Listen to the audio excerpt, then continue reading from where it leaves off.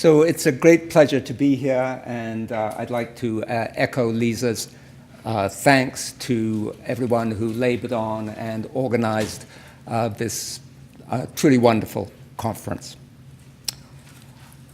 My talk is based on a book, which Zoe just referred to, a book written with two brilliant young scholars, Atle Kajosan and James Steinhoff, called Inhuman Power, Artificial Intelligence, and the Future of Capitalism. And if my mouse would show up, I can show it to you.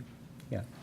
And so if anything that I have to say this afternoon is worthwhile, I want to underline that it owes a great deal to the work of my two collaborators on this volume. So our title comes from Marx of the Economic and Philosophic Manuscripts of 1844. In the end, an inhuman power rules over everything. Now, Marx, of course, was not writing about artificial intelligence, AI. He was referring to the logic of markets. But AI today is an expression of that logic. It is a fulfillment of the market's tendencies to automation, acceleration, and quantification. And it is a technology that is now being rolled out as a techno-animistic infrastructure for social existence. In this talk, I will discuss why and how it is important to develop a counterpower, an infrastructure of resistance to AI capitalism. I'll discuss this primarily in regard to AI in the global Northwest, North America, and Europe, fully recognizing that this is only a corner of the world market today, and that the question probably presents itself quite differently in other areas. I'll also give myself the pleasure of several times mentioning the work of several other of the outstanding speakers at this conference, hopefully helping to build our collective conversation about such issues. Capitalism's obsession with AI goes back a long way, to the computer pioneers of the 19th century, to Babbage and Lovelace. Its more recent genealogy is usually traced to a 1956 Dartmouth Conference of Cybernetic Scientists. And since that time, AI has followed a long and uneven path with optimism followed by AI winters. But recent years have seen dramatic leaps, largely in the field of what is known as machine learning, which I'll henceforth refer to sometimes just as ML. Machine learning in which computers are trained to detect patterns in big data, and not just to detect patterns that they have been pre-programmed to see, but also to see patterns that may be invisible to humans. Machine learning, therefore, pushes on the frontiers of creativity and innovation that have previously thought to be entirely the prerogative of humans. And its development today is dominated by capital, led by some of the world's most powerful oligopolistic corporations, enabled and assisted by nation-states seeking instruments of economic competition in the world market and weapons for their military and security forces.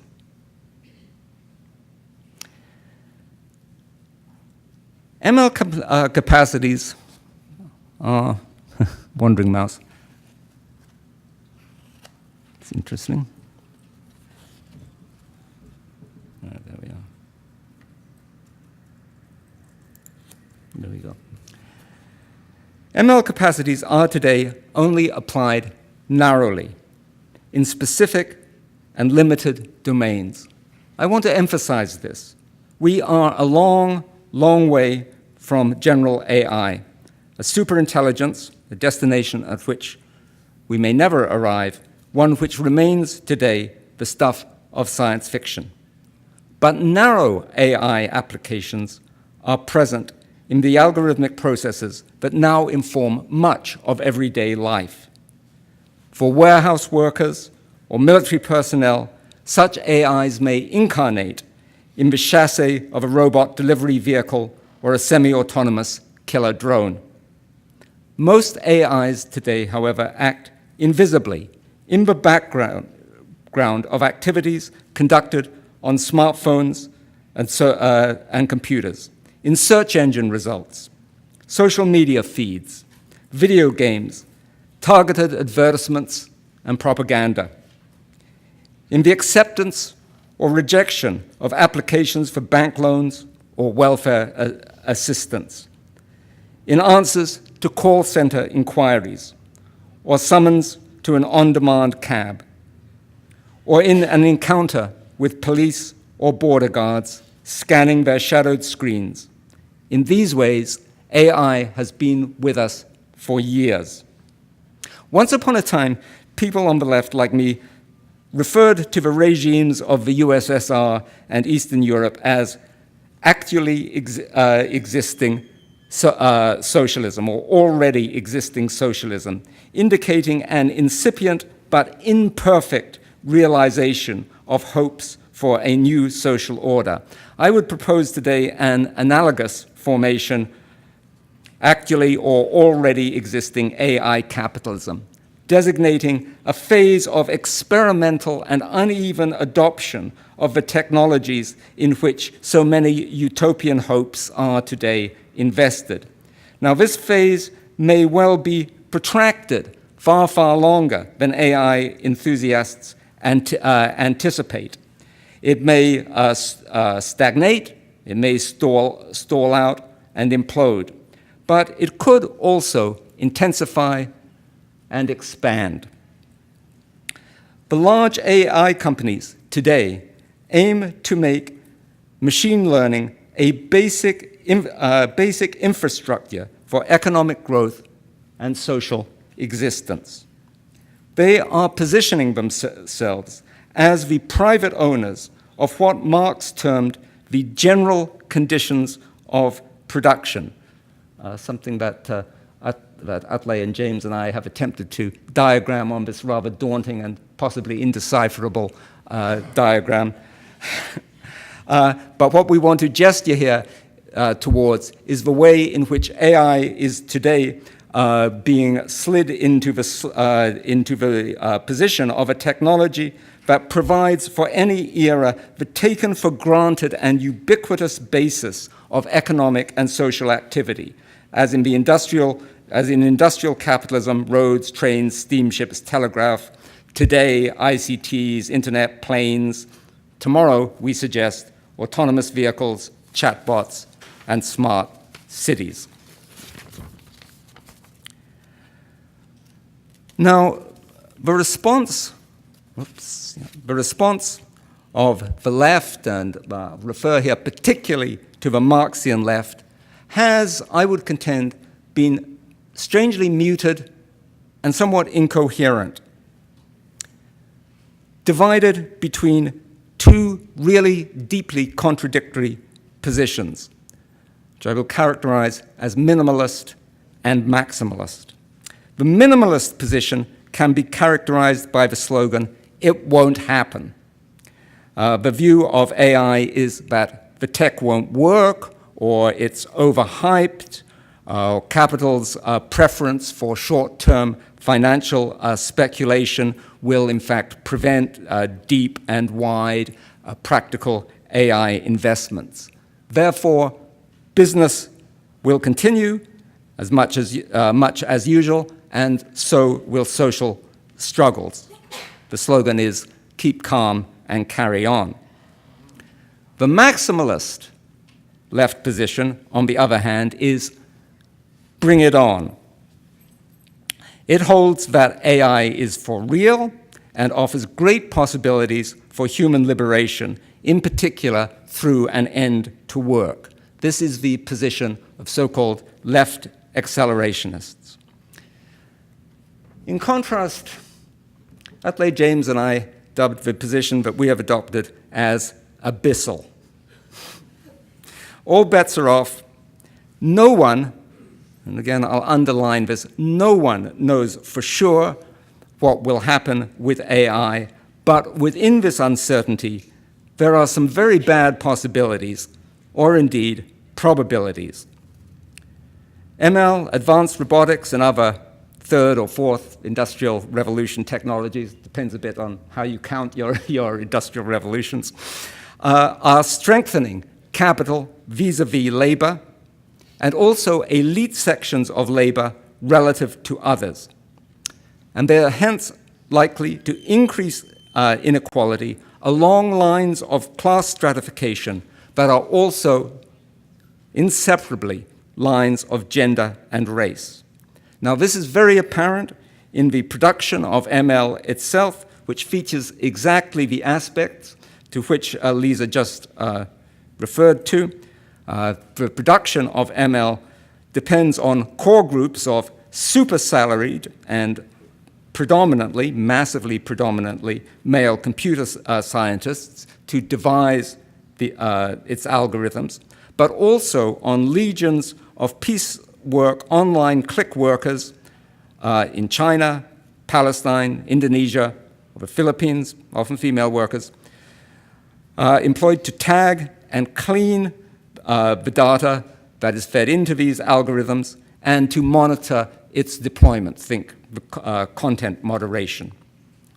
Implementation of AI around the social factory promises to replicate this pattern of employment. It also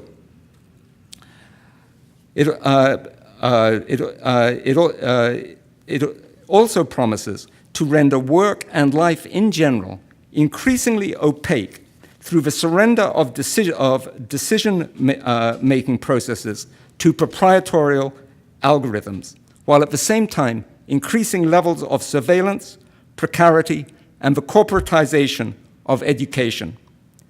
While speculative assessments of the labor market consequences of AI vary wildly, and they are all over the place, almost every prediction sees serious issues of technological unemployment on the horizon, and some admit of the possibility of an escalation, quick or slow, to a more general crisis of work.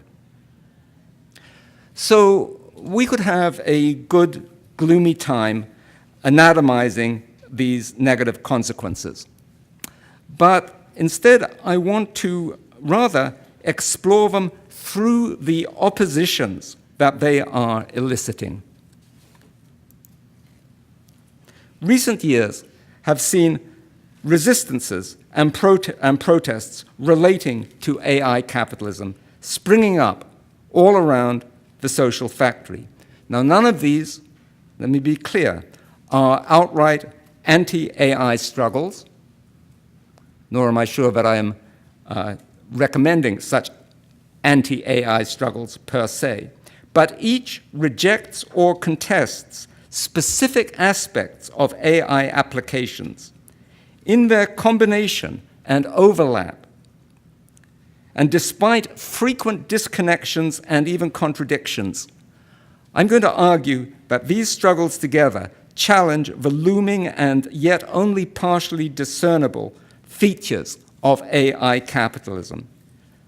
I have listed 7 of these antagonisms, a heptagon of struggles, but I want to say that I'm not particularly wed to the number of sides to my polygon. In discussion, perhaps, we can add a few. We can produce an octagon, a nonagon, a dodecahedron of struggles, whatever. The more, the better, in my view. So let me proceed through these quickly, piece by piece. The first that I have listed are gig worker revolts. AI has an affinity with the precarious labor of the gig economy. This is not just because AI production itself employs online micro workers, but because AI applications, in effect, give production systems a mind of their own, a techno-apparatus into which workers can be slotted as modular and monitorable components, adapting to fluctuating logistical demands. In my view, the front line of resistance to AI infrastructures is the current wave of protests against algorithmically managed insecurity, wage depression, speed up, and monitoring. Perhaps the preeminent example is the wave of strikes and walkouts that has been spreading across the partially robotized and fully data monitored Amazon fulfillment centers in Germany, Italy, Spain, Poland, and the United Kingdom, demanding wage increases, job security, and improvements in worker safety. In the far upper corner, the picture is of a group of Somalian workers who have led the, what I believe is the first Amazon fulfillment walkout or strike in the United States, possibly a harbinger of things to come. There are other examples. For example, the food courier Deliveroo, which operates with an ML-driven dispatch engine called Frank. Frank is constantly calculating and recalculating the profit-optimal combination of orders, riders, travel time, food preparation time, so forth and so on. From 2016 onwards, strikes by Deliveroo riders against the low pay and high insecurity enabled by Frank spread virally from the United Kingdom across Europe as far as Hong Kong. A related stream of struggles is that of Uber drivers against their non-worker status, supposedly associates or free agents, and low wages, again algorithmically managed by the company's machine learning system, Michelangelo. As you'll be aware, these strikes rose to a peak in the days preceding Uber's initial public offering on the stock exchange just a day or two ago. And to this list also should be added the more incipient attempts at organization of online micro-workers, such as those on Amazon's Mechanical Turk, who work on the production of AI itself. The more ML and other forms of AI suffuse capital, the more all workers' resistance to corporate power will involve de facto opposition to the algorithmic forms in which it is being instantiated.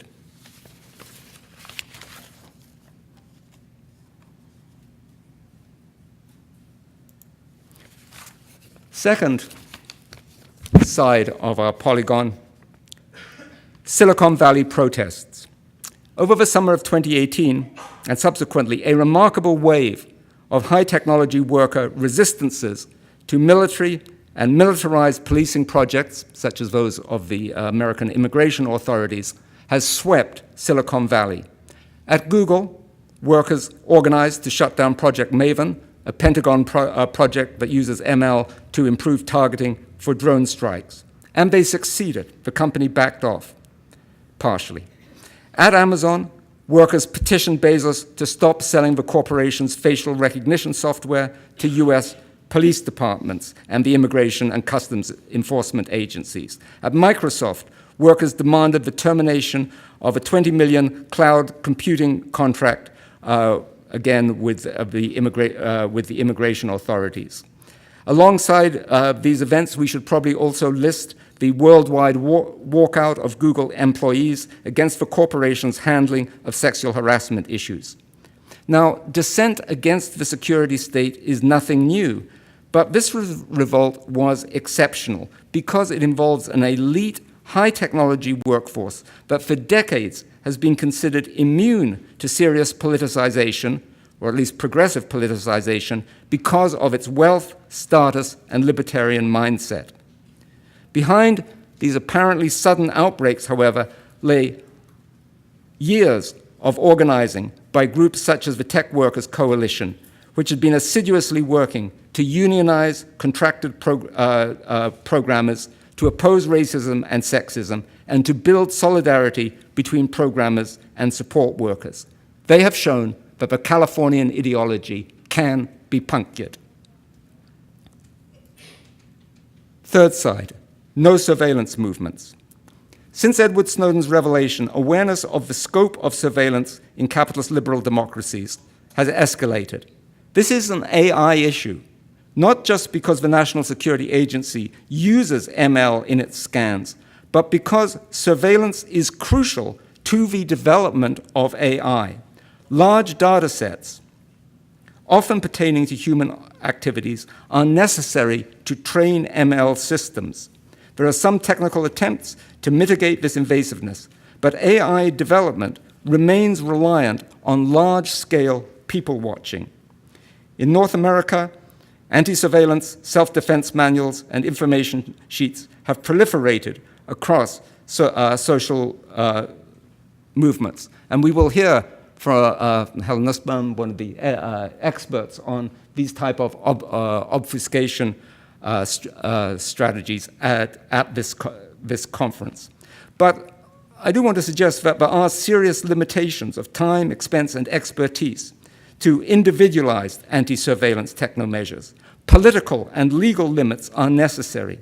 In North America, some of the most important initiatives are from minorities that know too well how profiling systems at once constitute and control suspect social groups. African Americans opposing the digital tracking of entire neighborhoods and Black Lives Matter leaders. First Nations fighting the digital scrutiny of land and pipeline protests. And Muslims opposing data-backed inventories of their very existence.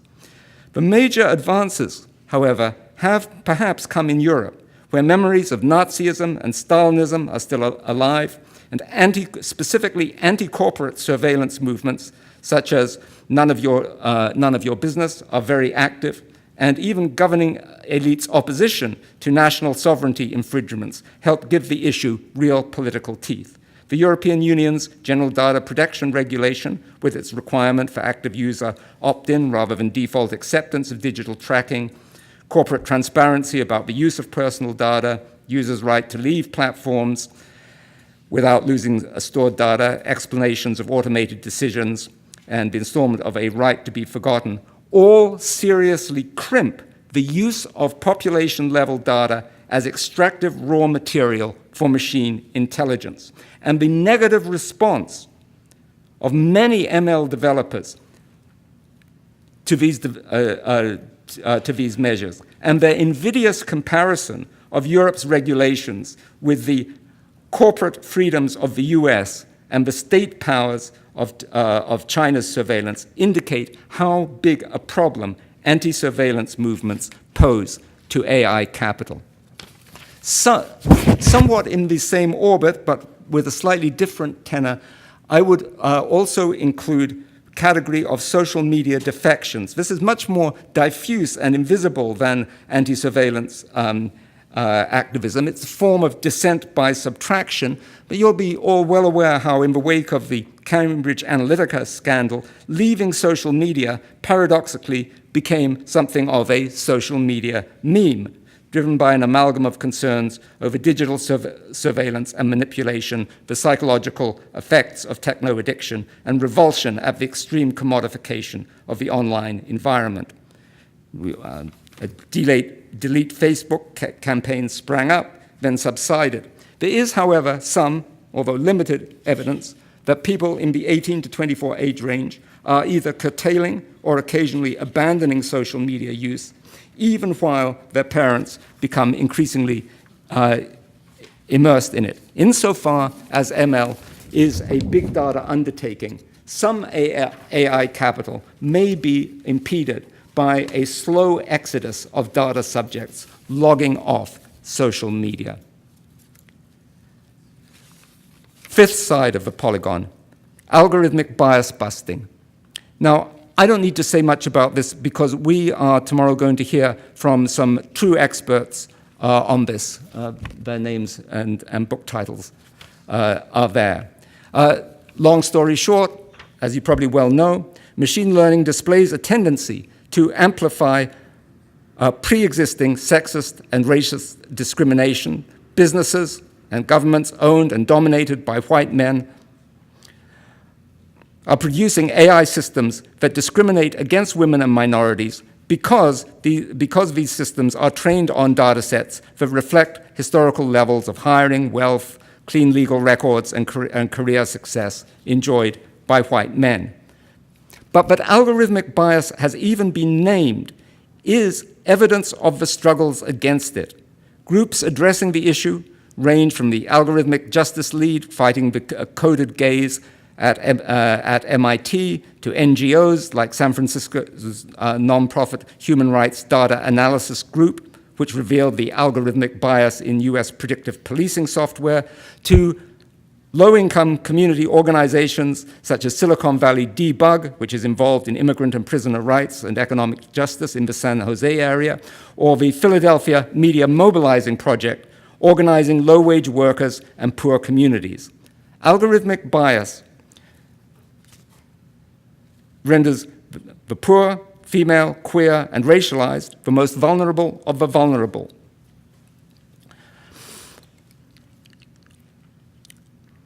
Vulnerable to AI capital's disciplining and discarding of the so-called surplus populations that this technology promises to increase. And opposing such algorithmic bias challenges the matrix of domination, to use Constanza Chock's phrase, that has informed AI development. Sixth side of the polygon, digital city disturbances. As giant AI developers impress their footprints on the urban landscape with their headquarters, campuses, and experimental sites, social conflicts explode. The Fuck Off Google demonstration in San Francisco in 2013-14 made the private buses transporting high-tech workers to the Googleplex a flashpoint for issues of gentrification, eviction, and congestion. 2 minutes? Okay. Demonstrators blockaded the bus routes. The protests flared up, went out, and then reappeared. Similar conflicts have appeared over Toronto's Sidework Labs project, and most recently over the installation of Amazon headquarters in New York. Seventh and final point, anti-corporate techlash. All the above factors have fed into a diffuse but widely generalized increase in suspicion and concern about the scope of activities of many of the largest AI developers.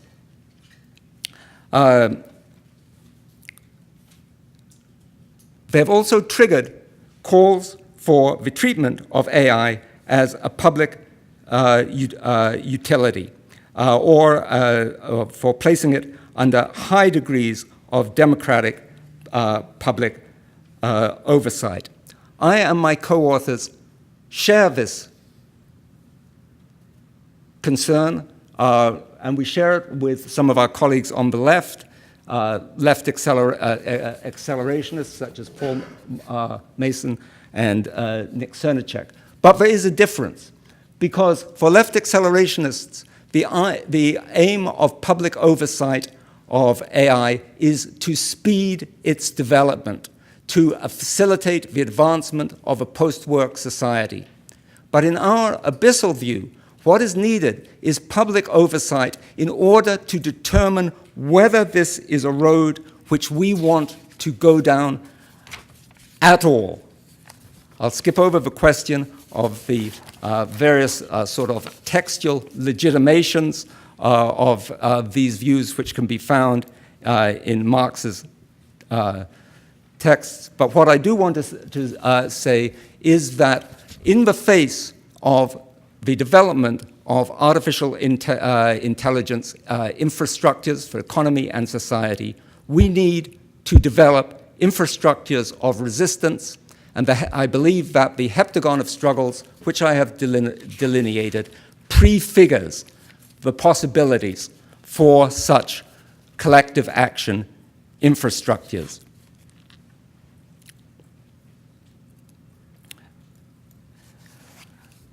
The 1960s radical Mario Tronte, founder of the famous workerist or operaismo tradition, declared that the only reason for tracing what he called the iron laws of capital was in order to develop weapons stronger than iron by which those laws could be broken. And he spoke about the need to ambush capital at the crossroads, suggesting that there were crucial conjunctures on which its trajectory might be interrupted, but that if these crucial moments were missed, certain tendencies would be set irreversibly underway. I want to suggest that the current development of AI capital is one of those moments.